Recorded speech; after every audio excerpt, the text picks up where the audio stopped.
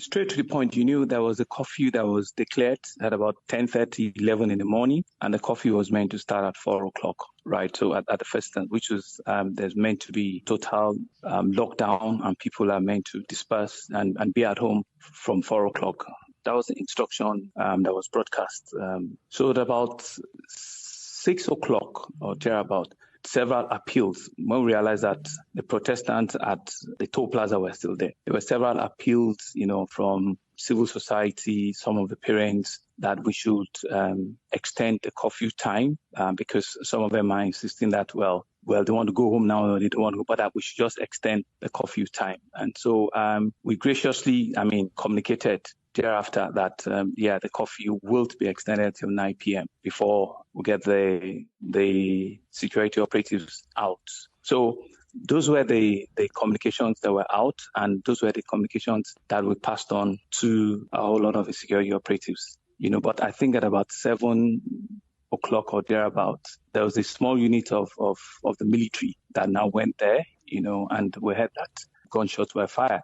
Initially we couldn't even believe it because we thought, no, people were not meant to be there, as in security operatives are not meant to be there till around 10, 11, so why would anybody be there now? Well, the army said it wasn't there. Was the army there or not? I think the footage shows that they were military. I think the footage shows that. I wasn't there myself, but I think the footage, some of the things people got on camera showed that they were. Why is the army denying it then? They don't report to me, and I wouldn't know why. The instructions were that they shouldn't be there until around 10 p.m.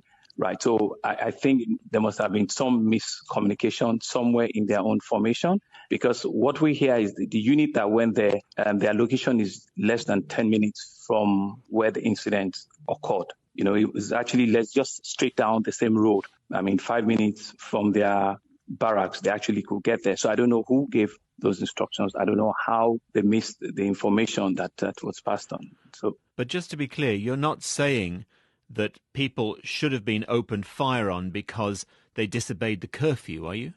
Absolutely not. There are no instructions to that effect. They couldn't have been given. I'm not party to that. I would never instruct people to open firearms on Protestants whatsoever. How long can you maintain this curfew? At the moment it's set for 24 hours, isn't it? Well, no, that's not the first instance. The whole city it's really up on.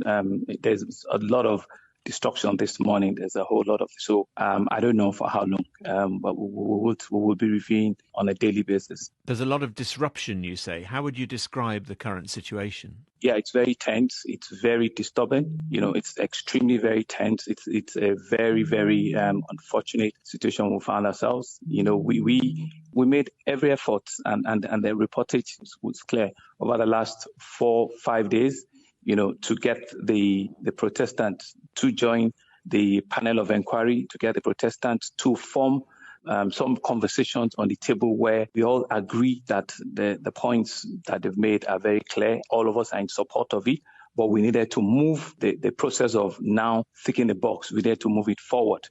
So those were some of the efforts that we have consistently made.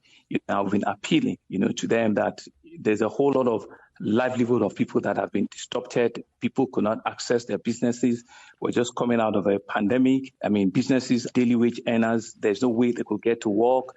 Yes, you have all of the rights, and we've accepted, and we're with you on this. But please, let's draw some timelines, and let's give peace a chance so that we'll give government some time to be able to implement one. I think it was just only one item that was on their ask.